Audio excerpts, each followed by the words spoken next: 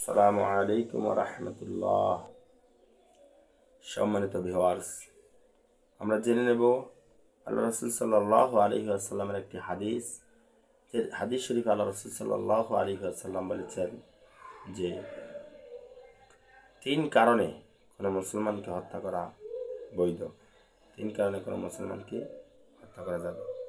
আল্লাহ রসুল সাল্লাল্লাহু আলাইহি ওয়াসাল্লাম হাদিস শরীফে ইরশাদ করেছেন যে কোনো ব্যক্তি যদি এই সাক্ষ্য দেয় আল্লাহ ছাড়া কোনো মাবুদ নেই, লা ইলাহা ইল্লাল্লাহ সাক্ষ্য দেয়, এবং এই সাক্ষ্য দেয় যে মুহাম্মদ রাসূলুল্লাহ সাল্লাল্লাহু আলাইহি ওয়াসাল্লাম আল্লাহ তাআলার রাসূল, তাহলে এই ব্যক্তিকে হত্যা করা, কতল করা, মেরে ফেলা মুসলমানদের জন্য হালাল নয়।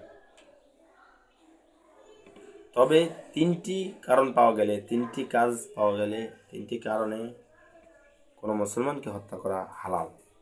সেটা হচ্ছে, এক নম্বর হচ্ছে যে কোনো বিবাহিত ব্যক্তি যদি, বিবাহিত পুরুষ যদি জেনা করে, অন্য কোনো মহিলার সাথে যদি জেনা করে, তাহলে ওই পুরুষকে, ওই মুসলমানকে হত্যা করা হালাল, বৈধ।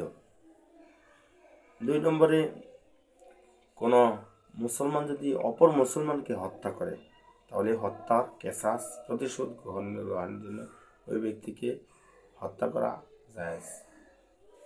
তিন নম্বরে হচ্ছে কোনো মুসলমান যদি ধর্ম, ইসলাম ধর্ম, মুসলিম ধর্ম ত্যাগ করে, সে মুসলমান প্রকাশ্যে ঘোষণা দেয় সে আমি মুসলমান ধর্ম, ইসলাম ধর্ম ত্যাগ করে দিলাম, অন্য ধর্ম গ্রহণ করলাম, তাহলে ওই মুসলমানকে হত্যা করা জায়েজ। এই তিন ব্যক্তি ছাড়া কোনো মুসলমানকে হত্যা করা হালাল নয়, বৈধ নয়, হারাম। তবে এই তিন ব্যক্তিকে যে হত্যা করা হবে সেটা রাষ্ট্র কর্তৃক হতে হবে, সমাজের নিয়ম সিস্টেম কর্তৃক, বিচারকরা ইসলামী শরিয়া মোতাবেক যদি বিচার করে, ইসলামী শরিয়া মোতাবেক যদি সমাজ চলে, তাহলে তারা করবে। কোনো মানুষ ইচ্ছাকৃতভাবে নিজ হাতে এই বিচার করবে না, নতুবা রাষ্ট্রের কাছে দায়বদ্ধ থাকবে। সে রাষ্ট্র কর্তৃক রাষ্ট্রীয় আইনে এই মানুষগুলোকে হত্যা করে।